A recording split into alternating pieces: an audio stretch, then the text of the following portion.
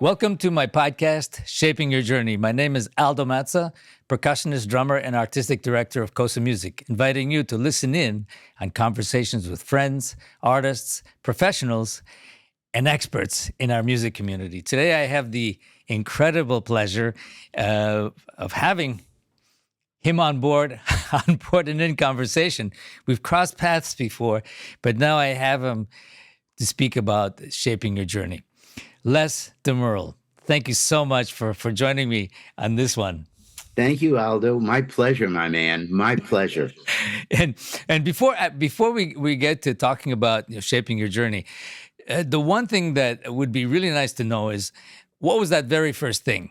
What sparked it? What was that fire? What was that on button for the very first time that got you going? Well, when I was about 7 years old, believe it or not, I was intrigued by horses. I wanted to learn to ride horses, and my parents enrolled my brother and I in the Eastern Military Academy out in Long Island. And I shared a room with a kid in the band. And where I had all these duties to have to, mow the lawn and stuff, all this kid had to do was do the recitals and practice. And I was already, even at that age, my father was a plumbing and heating contractor. And that's another story because I'm a junior. So when the phone used to ring, him being a plumber, and when I finally got into drums, my mother would say, "Do you want the plumber or the drummer?" When the phone would ring, Beautiful, beautiful. And then, so anyway, long story short, what happened was on the way back from the military academy, there was a music store, and I asked my dad to pull the car over. I looked at a music store in Jamaica, Queens, and there was a red sparkle snare drum in that window. When I saw that red sparkle snare drum at 8 years old, I just said, I went to my dad at the car, and I said, Dad, if you could get me that for Christmas, I promise I'm going to learn to play this instrument. I just had a calling for it, So he was a great dad, and he went back and bought me the drum, but made me promise that the minute we got home, we called the music store and booked music lessons. And we did. My teacher was Bob Livingston. I started with him when I was about 8 years old. And so that's how it started for me, Aldo. Nice. And then, but did you go on to music school? You're formally trained? Well, it's kind of wild. We're talking about 1960. 61 maybe, and I studied with Bob for about 4 years. I was in regular school, and high school, and then I started a jazz band in high school. We didn't have a music teacher, so a saxophone player who later went on to play with Buddy Rich named Turk Morrow. He was in my high school band, as was another great trumpet player named Nat Pavone, who went on to go play with Maynard Ferguson. And the three of us were like the jazz guys, in high school. So we started a band, and we got the gym teacher to say he was the music teacher just so we could stay after school to rehearse, Nice. So we did our own thing. We created our own band and got our own charts. But nightly, I was running into Manhattan. I was born in Brooklyn, New York, and I was raised on Long Island. But my teacher was telling me about Buddy Rich, Louis Belson, Gene, Joe Morello, Max Roach, Art Blakey. And then my teacher, when I was about 15, 16, he said to my father, he says, all these guys are playing in New York. Take the kid to the clubs. So I started to go around to those clubs early and not only meet these guys, but many times I had the opportunity to sit in with them at that age. I sat in with Lionel Hampton when I was 16 years old, and that was a big feather in my cap, so to speak, because agents happened to be there that night who booked him. Joe Glazier was his name, and he said, "Kid, I'd like to get your name and number." He said, somewhere down the road, the guys like Buddy Rich and Gene Krupa, they're going to need replacements. And he says, I think you have the potential, So anyway, Long story short, I ended up signing with that company. A few years later, I was still not even 20 years old, and I was already doing all the major TV shows and some jazz festivals because of those connections with sitting in at the jazz clubs. Nice, nice. And I mean, you played with Lionel Hampton for a while. You didn't just sit in, right? Well, yeah, I sat in with him, and then I got to he hired me to play a few weekends at the Steel Pier in Atlantic City. I was still in high school, so I couldn't go on the road yet. But I did work with him, yes, and I stayed close with him up until his passing. Yeah. Wow. I mean, and you also played with Harry James after Wayne Newton. Right. Well, that's a wild story. I in I'm 19 ready. I'm ready. in 1967, Aldo, I put a group together, and the matter of fact, the record just came out this week. It's called Sound 67, and it had not been put out in like 56 years. I had this record Wow. in my Wow. file cabinet here, and I Randy Brecker. This is Randy Brecker's first record date. So I sent the demo tapes again to Randy about maybe a month ago, and he said, Les, we have to put these out. This is like when we were both 20 years old.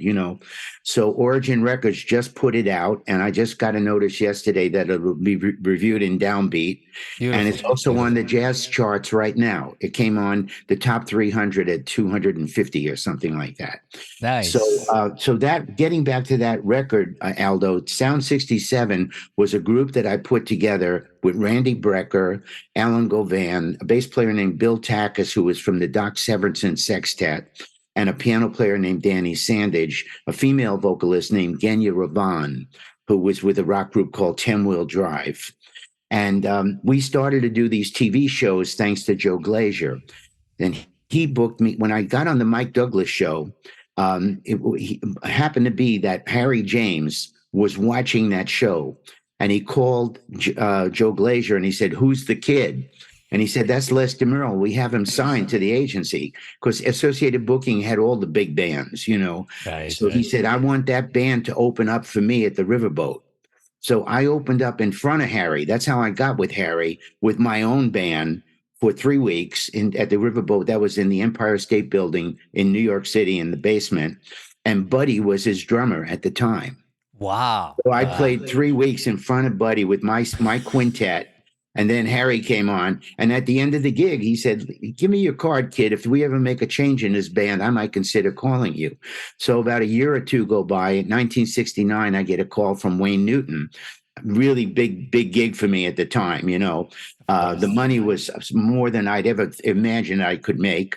I was in Vegas with my own hotel room. I had hot and cold running maids going in and out of my room all the time. I mean, it was swinging like crazy.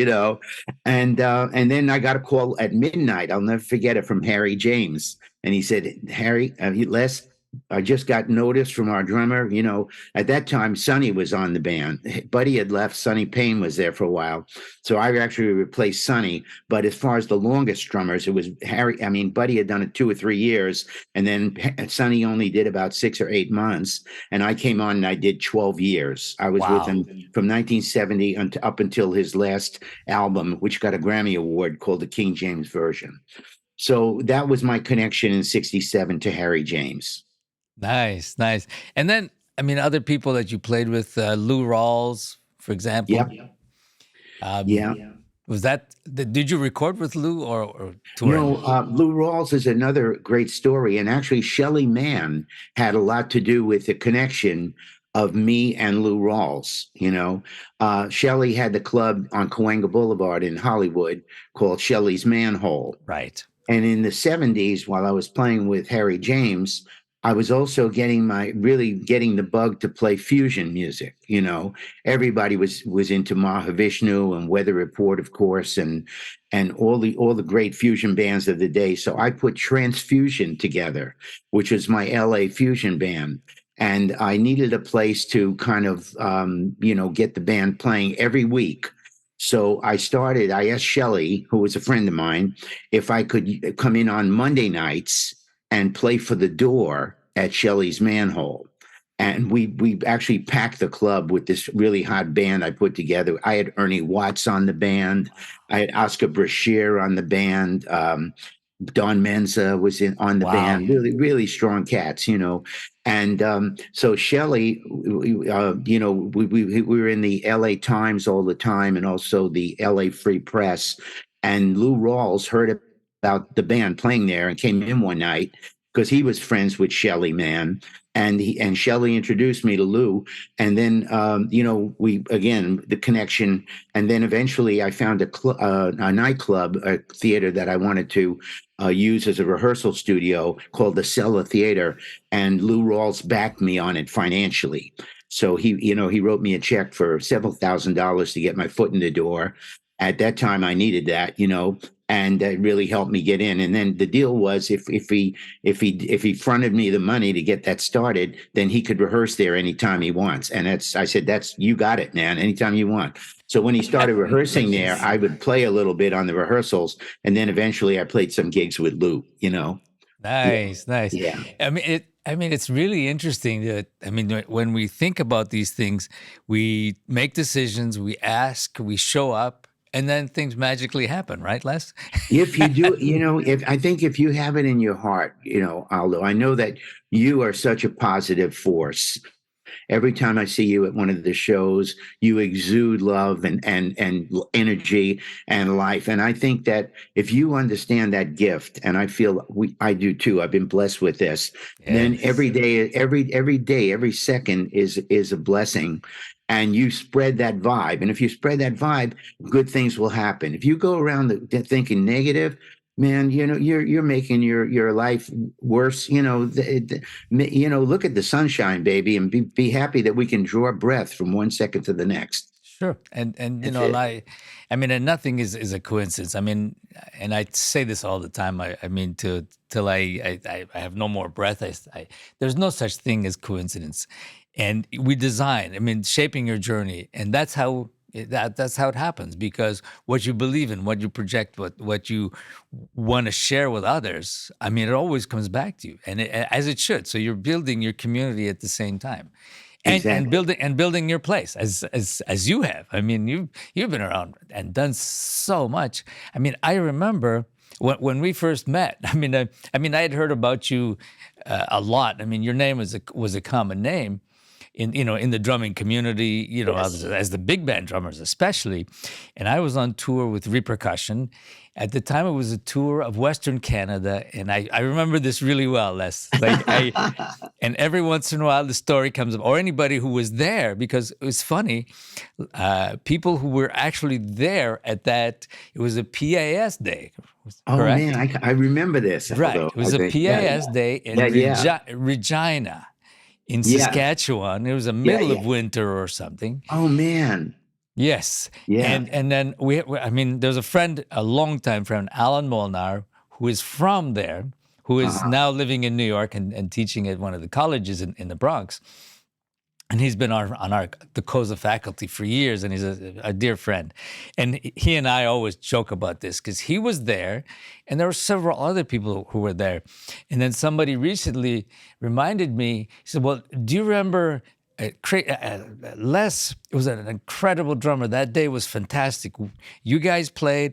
Les played. He gave a clinic, and then afterwards there was a party, and you guys jammed all night." And I said, I don't really remember that part. I just remember that Les was crazy. I mean, a good crazy. Yeah, yeah, I yeah. mean, talk about energy. I said, boy, he can run a city the electricity grid with his energy. And it's amazing. And then, a lot of people who were around then, it's amazing. This place in the middle of Western Canada, all Yeah, these people who were there yeah. witnessed that, and we still remember it. Oh, that's beautiful. That's beautiful, Aldo. Yeah, I do. I remember that gig. I remember that. Yeah. It's amazing. And then, I mean, you and I crossed paths. I remember another time it was at the Chicago Drum Show, because Right. Yeah. I was doing a Mhm. clinic there, and I was doing a presentation, and then you were there showing, and then I'm walking by, and you had a booth, and you're also giving lessons to people. I say, he that doesn't take a break. I thought I was bad. He doesn't take a break. And No. then I said to myself, well, he shouldn't take a break. He's got too much to give. And then everybody's Yes. got to take all that information. Like, and it's a good idea. Right, right. I'm working on that right now, Aldo. You know, the Chicago Drum Show with Rob Cook. Let's give a shout Yes. out to him. Yes, Rob. He works so hard on that, you know. Steve Maxwell, you know, all the drum Yes. companies I've been with through the years. I started with Slingerland, by the way. Then I was with Rogers. Then was with Bobby Grasso with Fibes Wow. Okay. when Fibes was happening. Then I went to Pearl and I stayed with Pearl. They ran those ads, DeMerle and Pearl, for like 20 years or so. And then I was doing a clinic for Steve Maxwell in 2011 down at the Fine Arts Building in Chicago. And he Okay. says, why don't you play the Chicago Drum Show and get Pearl to, underwrite you coming in and do it? So I told him, I said, well, you know, the relationship at that time was totally different than what my original relationship was with Pearl. Because now we're when I first was with Pearl, there might have been only 20 or 30 endorsees, and now you got hundreds, Right. Right. So Steve said, well, I said, how about if you just jump ship then and come with Craviato? I said, Craviato? I said, yeah. He said, have you played him? And I said, no. He said, played him for your clinic. So he had him in the store, and I played a set of Kravs, as we call them, and I was hooked, man, the solid shells and all that. So when I went back, Steve Maxwell coordinated me being on the Chicago Drum Show when you and I saw each other.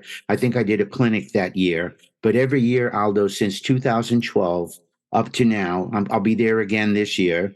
And next year, I do the same thing. I'll either Oh, do a clinic, but nice. I'm there in the booth from 10 in the morning till 5 at night doing 15-minute or half-hour drum lessons. So most of the kids, I get a lot of young kids too, I mean, they might only know how to play match grip and they'll see me demonstrating traditional grip. And, so I'll say 15-minute lesson. Come on, the little kid sits down and then you hip him the stick control and all that. And then I'll get a pro. I mean, Cody, Baker, who is Ginger Baker's son, he was doing a clinic there and he wanted a drum lesson, So he sat Nice. Of down with course. me. He sat down with me for a half hour, and he played Nice. great, but he wanted to know some other stuff about the jazz concept. So that's what keeps me going, man. Yeah. And it's nice. I mean, getting back to Rob Cook, I've known him for a long time because he was publishing all of these books over the years. And he did Yes. one book called Frank's for the Memories. I don't know if you know that book. Oh, yes. Frank's Drum Shop. Yeah. Frank's Drum Yeah. Shop. Yeah. And it's funny because I got a call from him and he said, well, I'm putting this book together about Frank's Drum Shop, who was, what was his name? Maury owner- LaShawn. Maury LaShawn, of course. Maury He LaShawn. he and Jan were like my second parents. Oh, So- mine too. Mine too. And Yep. I mean, Mike Balter, I mean, everybody had a story about Yeah. Frank's Drum Shop and also Maury. And, they visited us here in Montreal. But here's the funny part. I went to a drum camp, Ludwig Symposium way back in Madison, Wisconsin.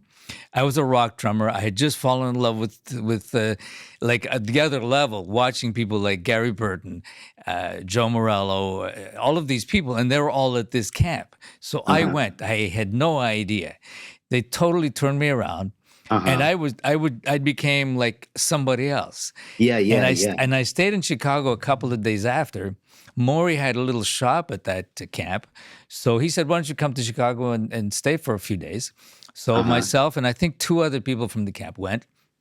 And then he invited us to dinner, hung out every day at the shop. I'd be looking around. And you remember the store was like, it was like a planet of drums and percussion. It was like, and then people would come in and out. I would see like all of these people. I said, oh my God, these are people coming in. Yeah.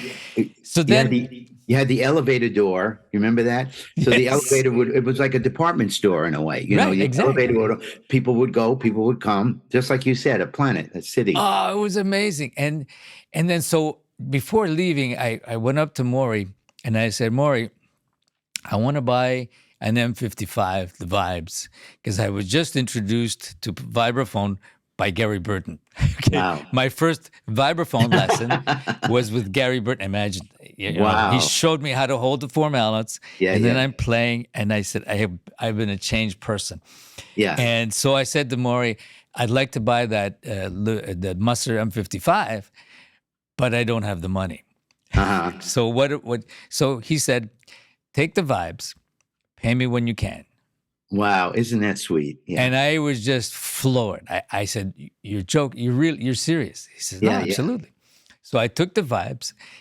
When I went home, I mean, I locked myself up. I told my mother, anybody calls, I'm not back yet. Yeah. So, and I just practiced 8 hours a day. I didn't know how to practice. I didn't know anything, but I was like totally like I was a You're rocket. totally into it. Yeah. Yeah.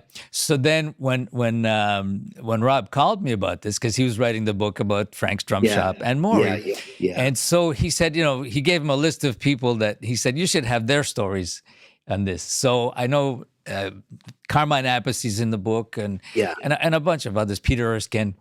Yeah. And I'm in the book. So there are 2 pages about this story. Yeah, And of course, as soon as I had the money, I felt so obligated. I sent him the money. I said, if I have to sell my shoes, I'm going to send him the money. Because I couldn't believe he did that. Oh, that's beautiful. That's the man he was. And he just changed everybody and everything. I mean, all along, shaping your journey. I mean, And then Rob has been a part of that. And one day he came up to me and he said, Aldo, I'd love for you to do a clinic at the Chicago Drum Show. Yeah. And then Greg Bisonette was there, and and a few others that year that I was there. Yeah, I'll have to go back. He's doing such a great thing over there. Right. Yeah. Although I need to share one story about Maury LaShawn with you real quick. Okay. When I was in Chicago, the first time ever was with a singer named Billy Williams. This is around 1964, 65. And he had a hit called Sit Right Down and Write Myself a Letter. And I came out as a drummer in his band, and we played at the Croydon Hotel on Rush Street. And that's the first time I met crazy Barrett Deems, because Barrett Deems was down the street with the Dukes of Dixieland. And, he would come by and check us out, and we'd run down there and check him out.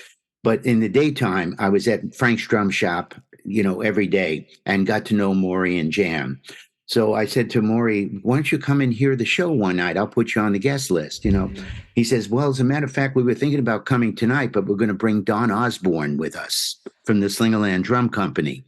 Now, at that time, I didn't have any endorsements, so I had a Heinz 57 drum kit. I had a Slingerland bass drum. I had a Gretsch tom-tom, a Ludwig snare drum. Yes. I just bought whatever drums that were available and cheap, and put them all together. So I had a mixture of a drum set, So after they heard my drum solo with Billy Williams, Maury says, "What are you doing tomorrow at 12 noon?" I said, well, I'm probably just about getting up, because I sleep late, He said, no, we're going to go out to the Slingerland Drum Company. You're going to be endorsed by Slingerland, but you got to bring your drum set with you and leave this whole, crappy set out there. And tomorrow night, you're going to have a brand new set on that stage. Wow. And so they let me pick out a beautiful blue sparkle set.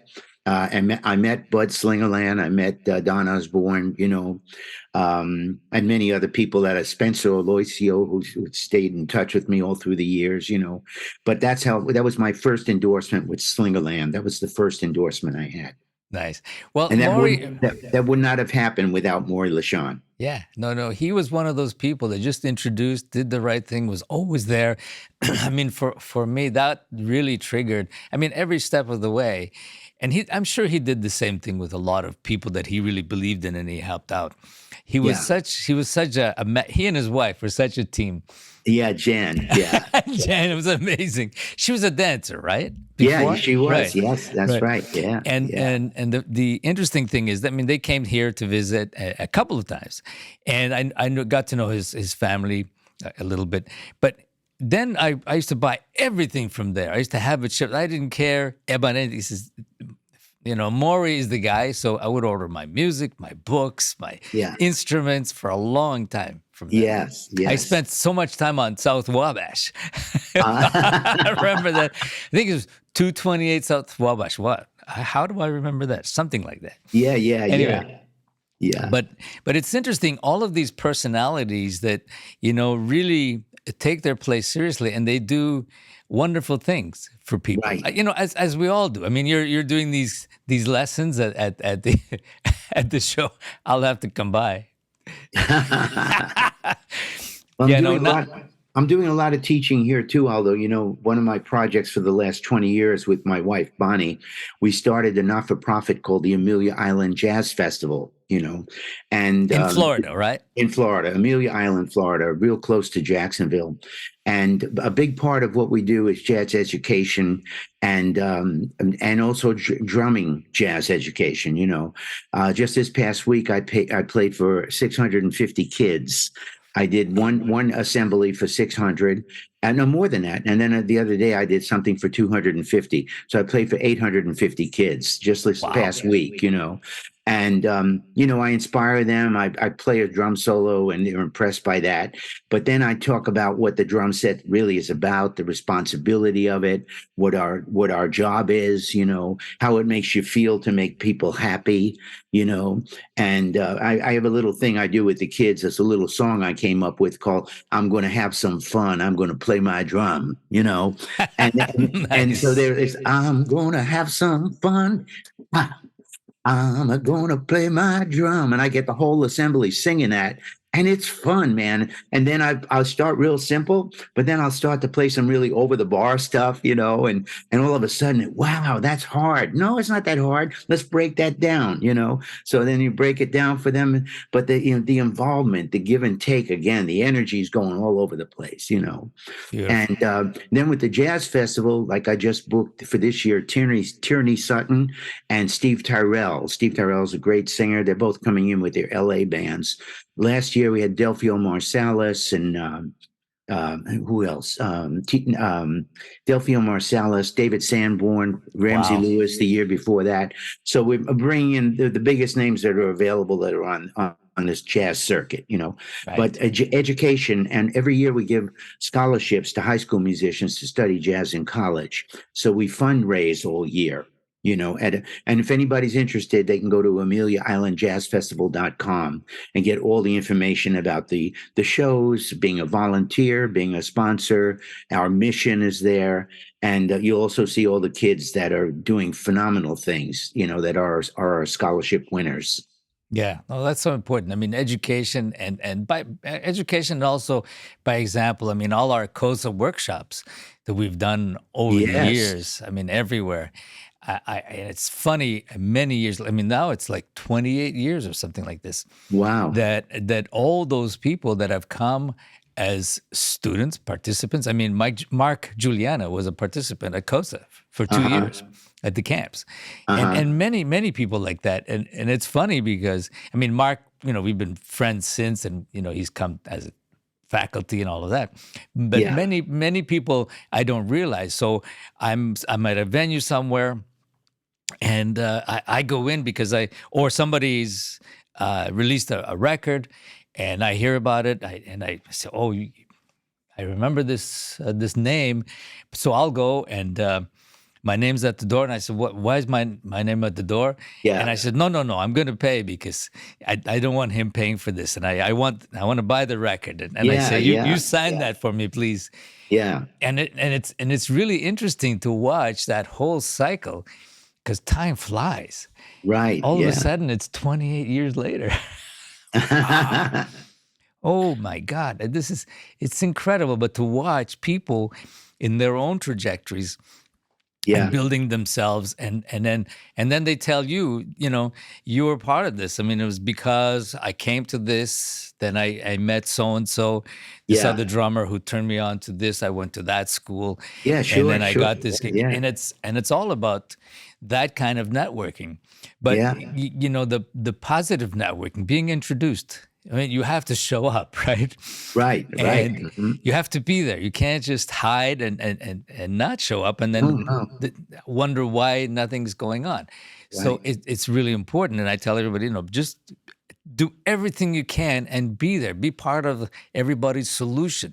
Right. So everything goes around both from the artistic sense, the business sense, the life sense. Everything is important because it's all a million parts that work Right. in a Right. positive way. Nobody should short circuit anything. No, you know. no. Yeah. And then what you're doing with this festival, I had no idea that you were doing all of that other education as well. Beautiful. It's a full-time job, Aldo, I'll tell you, but it's Yeah. also the coolest thing, being from New York originally, and years ago I taught at the Drummers Collective, with all the Right. cats, Mike Clark and Peter Erskine was teaching there at the time. So many guys. But we're on a small island now, which is really beautiful. It's Amelia Island, and it's just like a jewel. We came here at the invitation of the Ritz-Carlton Okay. because we opened the Ritz-Carlton here in '91, where I signed a contract year to year to be the house band.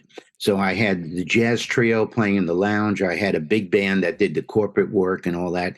So we really firmly put our roots down in Amelia Island. Then when 9/11 happened and the budgets got cut, then Bonnie and I said, okay, the hotel won't be the right place anymore, but we'll do cruise ships. Then we started to do a lot of cruises. And by the way, I just signed a contract this week. I'm taking out my little 8-piece band on a Les DeMerle theme cruise on their brand new ship. It's called the Seascape. And we'll be doing that. It's actually November, so November 11th Okay. to the 18th. But there's going to be a theme cruise with my little big band. It's like 4 horns and 4 rhythm, But Nice. it's under our name, It's a jazz cruise, So and that's going to be sort of tied in with the jazz festival too, because we'll get a lot of fans from the Amelia Island Jazz Festival that'll come out, and then we do separate VIP parties for that Nice. clientele. Nice. Yeah, Nice. but there's Nice. you got to keep a lot of irons in the fire, man. That's the key. That's and that's, I mean, that's a fact. I mean, and more we learn this, and there's nothing wrong with that. Some people say, I just want to be a musician. I just want to be. I say, you can't be, not anymore. You have to be many different things. Because also you're running a business, and the business is you Right, and your exactly. life, and Yeah, because then if you have responsibilities, if you have a family, well, you got to take yeah, care of that, and right, it's a good thing to do it correctly, to do it right, and then everybody benefits all the time, and that's, to me, that's the key. And right. then you compose. I mean, you write. I've written books. I've even invented things. I'm we are creative people, Yeah, so yeah. just tap into everything you have and any ideas you have. Now I'm in the. I'm obsessed with getting everything out of my mind, everything out of the drawers that I've Uh-huh. invented, written. Like I'm on a mission, and I said it's got to be out while I can still think. Yeah. Because as being creative, we don't realize how many different things we are able to do, and I Yes, think we yeah, should do them because they're a lot of fun. yeah, yeah, yeah. I invented a music stand Oh, you for did? for Manhattan is Manhasset Oh, is yeah. releasing Uh-huh. is manufacturing it right now, actually. Man, how And cool is that? yeah, What's what's it and called, Aldo? well, it's a hang stand. We're not sure exactly what it's going to be called, but I think it's going to be called the mallet hang or just hang stand, because there are 4 different versions of this. The first version is for mallet instruments. It Yeah. just sits on the frame, and it's completely adjustable, all around. Wow. Yeah. And so if you're a mallet player, a marimba or vibes, you Yeah. don't have to move your stand and the instrument. Yeah. And, Yeah. and I remember, I had this idea with repercussion. I remember we'd all be all set up, 2 tons of instruments on the stage. The orchestra's behind you. You're playing, and then the conductor, for some strange reason, it's the wrong angle. And then he or she would say, "Can you move the marimba and the vibes just 4 inches?" Yeah. Yeah. Uh-huh. That's about a 2-hour job. Yeah. Yeah. And then we would Yeah. look at Yeah. each other and say, "Okay, we'll need a break. 'Cause Yeah. now we have to move everything, because not Yeah. just for the distance to instruments, because we would have everything all figured out, but Right. as a Right. mallet Right. player, Yeah. where you place the music has to do with your peripheral vision to the Yeah. notes. So everything is very important of the placement. So Uh-huh. imagine you have a 5-octave marimba, 3 Yeah. music stands with music across, and some Uh-huh. soloist has to move their stand last minute, or all of a sudden this doesn't work. Oh, well, let's try this. No. So with this, it sits on the instrument and you move the instrument seconds. So Right, the right. music follows you. Yeah, yeah. That sounds great, man. It's amazing. So and I've got some other things that I've been inventing all along now. I'm patenting. I'm going through that that Yeah, whole yeah, process. yeah. But it's a lot of fun. I mean, it's not a lot of fun doing it, but it's a Yeah, lot of fun getting it out. It's like, is playing drums a lot of fun? Absolutely. But right. the work you have to do, sometimes it's, those hours of figuring something out and you're going Sure, crazy sure. and you're Yeah, yeah. tired. You have to Yeah, learn yeah. this music. Yeah. And so we know that. But I mean, the joy of getting those things done and doing what we do is just amazing, It right? is. I really relate to this, Aldo, because for the past several years I've been writing a book, an autobiography, and man, it's not easy, especially to be around as long as I have, like you Yes. said, it's like you said before, like I do feel like I've had about 3 or 4 lifetimes already. Sure. There's the early days, there's the years with Harry James. That 12 years was like a whole other life. Then I had my crazy wild days, as a fusion guy. All over the world on the road, Europe with drum clinics. Then finally, I met Bonnie, my beautiful wife, in Chicago, and that kind of tamed me down a little bit. We got married, and then what all that we've done together, and now the jazz festival is going to be our legacy, really, because I'm hoping that it'll continue long after I'm gone, Right, and right. so it's a way to pay back, and at the same time, it helps me keep playing to the best level I can, because I'm bringing in the world's greatest musicians, and I usually open up for that act, and so you got to keep your technique sharp and your mind happening, and most of all your physical. It takes a lot of effort to play drums, and if you really, it keeps you fit if you do it right, like Yeah. Louis Belson. Think about how Louis looked Wow. up until his last year. He was Amazing. never overweight, man. He was always right, right on the money. Sharp and dressed sharp. His image, his music. He's one of my biggest inspirations, of course, along with Buddy and the other cats. Yeah. And the nice thing about Louis Belson was, I didn't know originally that he was Italian.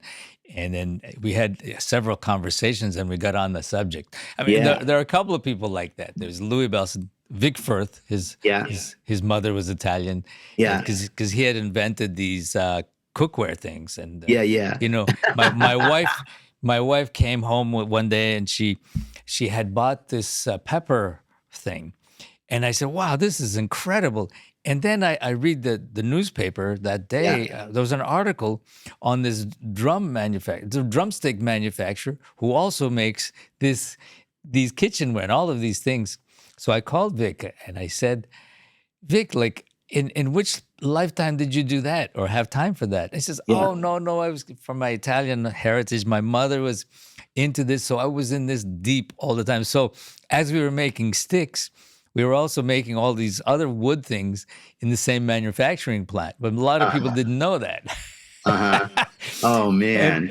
and then Louis, another thing, I mean, I had never seen such um, a big band drummer who played like a classical percussionist, Yeah, but yeah, the sensitivity, yeah. the finesse, and the Right, intensity when they're right. playing low volumes. I mean, did you have the same thing? I was going, Yeah, wow, how did he do that? And it's yeah. amazing, Amazing right? technique. I got to tell you, Aldo, a beautiful Louis Belson story. I've got so many. Um, the first time I met him, he was with Duke Ellington, and he was playing Basin Street East in New York. And I went in and to hear him, and he took time to speak to me. I hadn't played with any of the big names yet, so I just said, Louis, I'm a big fan, and I had an album that I asked him to autograph. And he said, well, do you know the guys? I said, the guys? He said, yeah, come on backstage. I'll introduce you to Duke and Harry Carney and the guys, the guys. Yes, So he yes. brings me backstage, and I got to know, Paul Gonsalves, the saxophone player, and Sam Wood, not Sam Woodyard. Russell Procope, the saxophone player, and so that was the first time. Then when I did my first album before this one came out, Sound 67 was 69, an album called Spectrum. I recorded for United Artists, and I asked Louis to write the liner notes, and he wrote the liner notes, you know. Nice. Then fast forward to 19 uh I think it was 1992. I was asked to do a tribute to Louis with Steve Gadd and Butch Miles at the World Trade Center, something that Jerry Rickey put together from the Long Island Drum Center. And it was called A Night for Louis. So I opened up with his big band playing a tune called If I Were a Belson that was written by Frank Mantooth, a very hard tune. And then Steve Gadd and I are tight, you know. So I said to Steve, after I play, I was the opener, and Steve Gadd was going to be the closing act. I said, after I play, I want you to come up. I'm going to improvise a blues, and I'll sing, and you play. So he said, what? He says, I'm the closing act. I said, no, man, let's take it out for Louis, man. You know. So I said to Louis after I played, and I said all these beautiful things about Louis and my relationship. I said, I happen to have my own personal drummer in New York. He knows how to play a shuffle beat. His name is Steve Gadd. Nice. I did, and this is Nice. on. You can check this out on YouTube, man. Just Google both our names, you know, and it's on my website too. So I bring Steve up, and we put a blues down, and Georgia Young, the saxophone player that was on Saturday night. Yes, yes. So I gave him a beep boo sip whip boo shaboo, and everybody stacked the riffs, you know, like the bassy band. And Louis stood up. He was going, "Oh yeah, baby! Oh yeah, baby! That's it." Instead of all that hard music that everybody was going to play, like the piece I played previous, the thing that broke it up was this blues, you know. And then I was singing, "Thank you, Louis," and I had everybody repeat it. "Thank you, Louis. Thank Yeah. you, Louis. Thank you, Louis." You know, and it was just the love in that room was something else, you know. Yeah. So that's that story. The, Now, the neat the neat after thing about yeah, go well, ahead. the neat thing about Louis was, and he was really strong about this.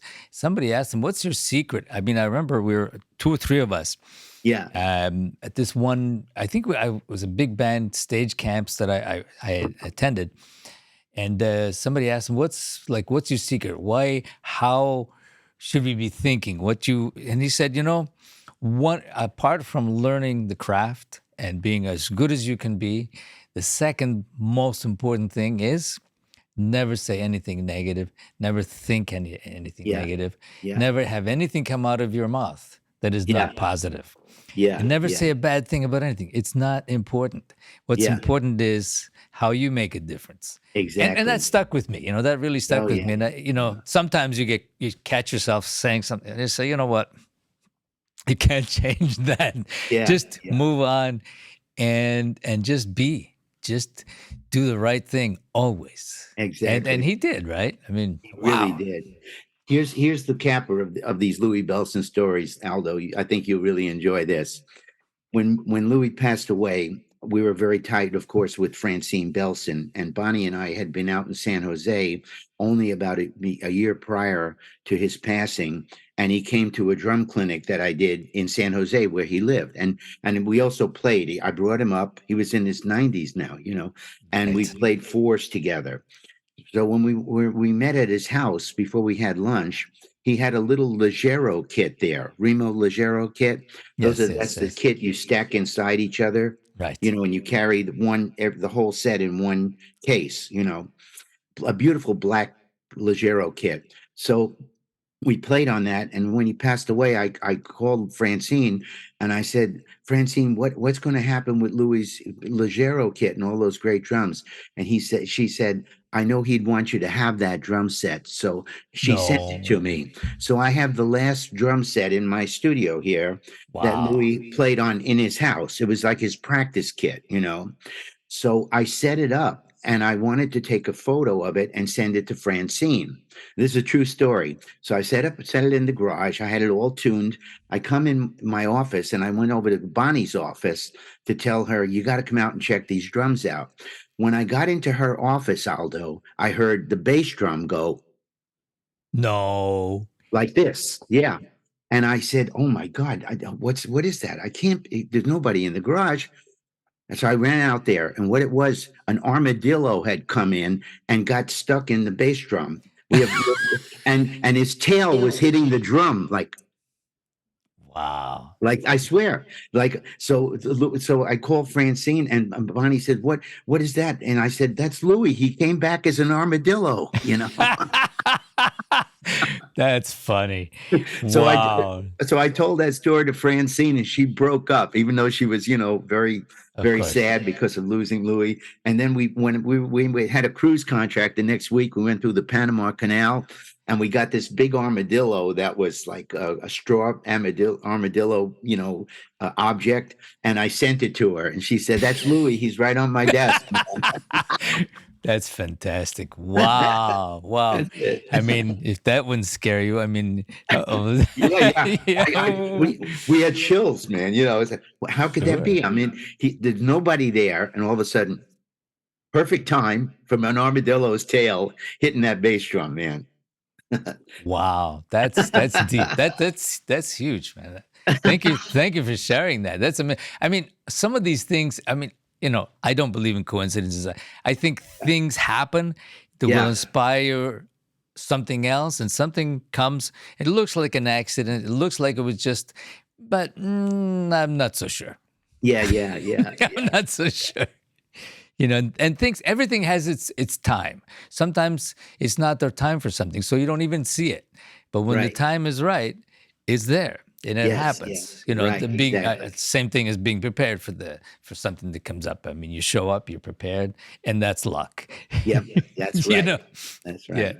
No, it's amazing, all of these things, and then when you're saying, I mean, we were saying earlier, like I had the same experience when sometimes I'll say something, and my wife looks at me and she says, "I wasn't there for that." No, that was before you. And then we laugh now because I think I had like 5 lives before. And Yeah, and while we're doing what we're doing, it's like you're living like 3 lives anyway.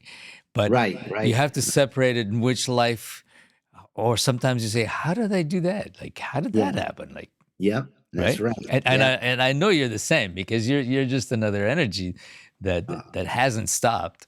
I mean, back then, I mean, you have energy now, but I remember the energy. You'd go across the room, it was like this. Oh, that was less.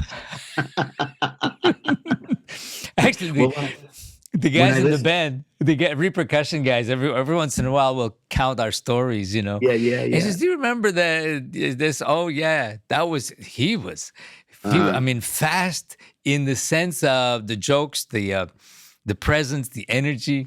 Yeah. yeah. So you left a mark on that one." Oh man, Which is thank you. nice. It's always a boost in the arm, and it's always in a positive way, which is fantastic.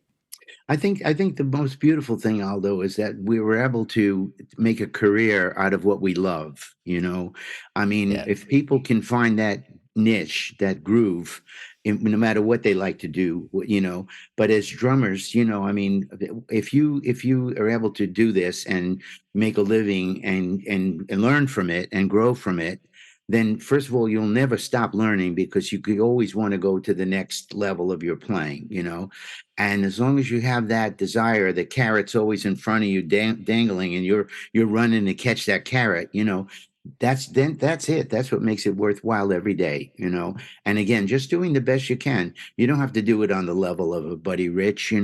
Just do it for yourself to learn something and feel good about playing rhythm. Because rhythm, beside what we do, there's a rhythm to everybody's life. There's a rhythm to the way you drive your car. Every rhythm is everything. The way you eat, everything. Yeah, yeah. And Yeah, also, I mean, rhythm itself, I mean, just the fact that you're playing rhythms, you could be transferring that to anywhere on the planet. And, absolutely. we call it the universal language, and it really is. And, Right. and, and I mentioned it to a few people jokingly, and then I thought about it afterwards. I said, it wouldn't be a bad idea. And I'm going to throw this at you. So imagine Yeah. you call it, um, not sure, maybe the music world, the country of music. We have our passports. We belong to this music community, which is global, all over the world, every single country. And Right. we don't have to live in any one country. We are in all of these places. We Yeah. have our Yeah. passport and we speak that language, right? Yep. And we can communicate. And then the next step would be just to have our own island with theaters and and we have our own jam sessions and Yeah. Yeah. events. And we all get it. You could be in China, you could be in Korea, you could be in South America, anywhere. No Yeah. Yeah. rehearsals. You just show up Yeah. and you Yeah. read the music, you Uh-huh. have the charts, Yeah. done. Yeah. Yeah. Cool. That would be something else. Yeah. Wouldn't that be something if he could pull that off? Yeah. Yeah. Let's Cool. think about that, Les. Oh, you're on an island, you said. Wait a Yeah. second.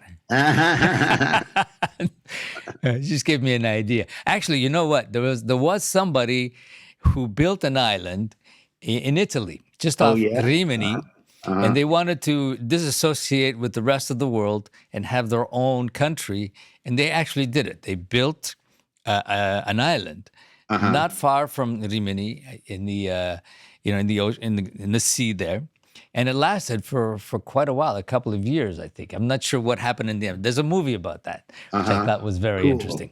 Cool. Anyway, Yeah. just a thought in All our right. in our All right. creative minds. But you're right about this idea about doing what we love to do. It doesn't mean that there isn't work involved. There's a lot of work involved, but Oh, it's a lot of there's work. yeah, Yeah. so much pleasure from it, and so much the result. You're seeing this thing grow and shape into something, and then shape into something else, and then you're pulled over here. And for us to manage to do that all our lives, I mean, isn't that Yeah. cool? I mean, we're so fortunate, man. We are, yeah. And you and I, Aldo, as long as we've been doing it, we know all the key players that are so important to the drumming world. The Yes. Bob Yegers, the Lenny DeMusios, Oh the God, yes. Armin Zildjians, the Bob you know, Zildjian. yeah, Yeah, also. Herb Bronstein, Yeah. the Frankie Ippolito in New Oh York. my God. You Frankie know, Polito, yeah. I mean, these are the real cats, Yeah. I mean, the guys that inspired me. I got to know Armin very well. I could write a whole book on just my Armin Zildjian stories, I mean, Good. one of the wildest, craziest, most loving guys in the world, Yeah. and he loved the music. He loved Buddy, of course, Maynard, and I got to know him really well. He loved Harry James. So every time we came through, Boston, Lenny and Armin would show up with 2 bags of cymbals for me to try out at the gig. and Armin was nuts. He'd bring a trumpet because he loved Harry James. So one night he was a little out of it after he heard Harry and was, having pops all night, and in the parking lot, he takes out the trumpet and he starts to play something, and people came over to him thinking he was Harry James, and he started to autograph Harry James. He's signing Harry James's name, That's funny. I mean, No, he was a crazy guy. Yeah. Love him to death. Oh no, I remember going to all those shows, and all of these guys would be there. As growing up, and all Yeah. of those guys would be there, right? Yeah. And it was I would just go to see them and meet them, and you're either at the bar or in the show. It was just amazing. Yeah. The stories, the jokes, and then I mean, people like Frank Ippolito. Yeah. I mean, I remember him well because I used to go to New York a lot to study. I used to fly back and forth from Wow. Montreal while I was studying, and every month I would go and study with people. I was crazy, but I would go to Frank Ippolito's. I bought my first set of congas there, and I still have them. Well, upstairs, the upstairs. Yes. Yeah, upstairs. And then yeah. remember when he made those pedals with the chain Yeah, drives? yeah. Yes. He said to me, he said, Aldo, you have to try this. I'm just a student. So he would take the time and show me. And Yeah, he had a guy, I can't remember the guy's name, who was working for him doing that. And I love the pedal. I still have 2 of them, actually. Was it Al Duffy? Yes. Al Duffy. There you go. Yes, that's right. And then, you'd stand there and you look around, and Mel Lewis would be standing there. So, Right. Mhm. and I'm looking to buy a cymbal or something, and then Mel Lewis is showing me and explaining to me how to buy a cymbal and Yeah, what to yeah. look for. And I'm going, I can't Yeah, believe this, right. And then you go to watch Thad Jones, Mel Lewis, and in the Oh club. man. Yeah. And Mill, remember Aldo Mill had that symbol with the cutout. There was like a cutout Yes, of the symbol, like it was cracked. And then yes, I think John Riley owns that symbol yes, now, yes, yes, Yeah. yes. He told me he has that. He has all his Yeah. the Yeah. old drums. He's got wow. I didn't know that. Yeah. Yes, yeah, That's yeah. great. He's a Because great he took player. his place in the band, and he was subbing for him a lot. So he Right. was like became like the figure that everybody turned to, and he had that symbol, Right. which Right. was a big deal. And Right. I mean, all those stories. Yeah. Wow! I don't know, now you're bringing that back, Yeah. and Yeah. all of these guys who had such an impact Well, on Frankie Ippolito also, Aldo, as you talk about being an inventor, man, this goes back to probably around 1960. I'd only been playing about 4 or 5 years, And he told me, he says, I was going to go on the road with a group called the Younger Brothers with my Sound 67 band. And he says, if you want to take a practice drum set on the road, a practice drum set, he invented this thing called FIPS, Frankie Ippolito practice set. FIPS, and they were like little practice pads, and it all packed into a little. He was one of the first cats to come way before Remo did the combination right, practice right. pad set. So Frankie Yes. Ippolito had that. I bought one from him. I took it on the Wow. road. Yeah, yeah, Wow. No, no, he was a great guy. And there are people like that. I mean, in different cities, you had in the professional drum shop in LA. It's yeah. the same. And I bought a lot of drums. I bought all my Gretsch drums back in the day before I Wow, was Gretsch. in. Do you still have Yes. those? No.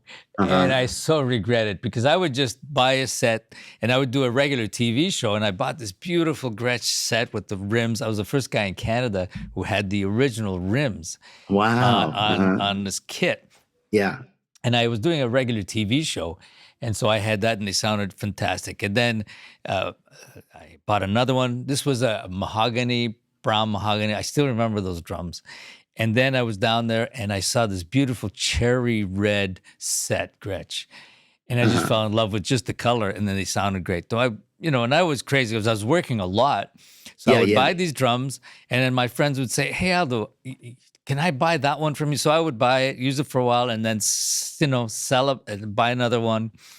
And then there's a friend of mine, the one who bought that one, my TV set, Uh huh. which were the brown ones. I had six. It was three toms and two floors, Uh and huh. all on rims. And it was 6, 8, 10. No, no, Man. no, 8. Wait, no, no, wait. 10, 10, 12, 13, 14, 15. Yeah. Oh wow. So I Uh had huh. three toms here, and they, with on rims, and they sounded amazing. Man. Wow. Yeah. And then then I started playing with Ludwig a lot, Uh huh. and I've been with Ludwig forever. But I mean, I used to buy those drums, and then people would say, "Aldo, I love those drums. Can I buy them from you?" And Yeah. I say, "Yeah, sure. I'll just get another one." Yeah. Yeah. And now I Yeah. regret this one because the one who bought that set, Yeah. he came up to me and says, "Aldo, I don't have much money, but I really want Yeah. to get going. Can you help me out?" So I sold him that kit, and every once in a while I run into him because he's a professional now living in Toronto. He still owns the kit, and he always reminds me. He says, "You remember that drum set?" I said, "Yes. Would you like to sell it back to me?" He just smiles. Uh-huh. Nope. Nope. Anyway, Speaking but of Ludwig, too, Aldo, I see Billy, of course, Billy Ludwig Jr. at the show every year. I'll see him this coming, show, yeah, Chicago Drum Show. I'm glad he's doing what he's doing because he was out of the picture for a while. Yeah, yeah, And no, but he's doing it big time now. And matter of fact, nice. about 2 years ago, something happened, and I needed a kit to do something, and he sent me over a kit just to get through a gig of his drums. I used them for one gig. Yeah, Nice, nice. yeah. I want to plug Aldo also that I'm doing Zoom lessons, for drummers all over the world. As a matter of fact, I have one coming up in about 10 minutes. So, Oh, so, okay. so, so I just wanted to let you know that if people want to know more about what I do and all that, just contact me through lesdemerle.com. on our website. Beautiful. Yeah. Well, thanks for sharing that. And I won't keep you because I know you're going to be really busy getting ready for this. But thank you so much for joining me. We can go on for days. Oh And man, yes, we're just scratching. We're just making a dent in this. yes. No, thanks for joining us, and me for accepting to be on the show. And as I always say, to be continued. Thank you, Aldo.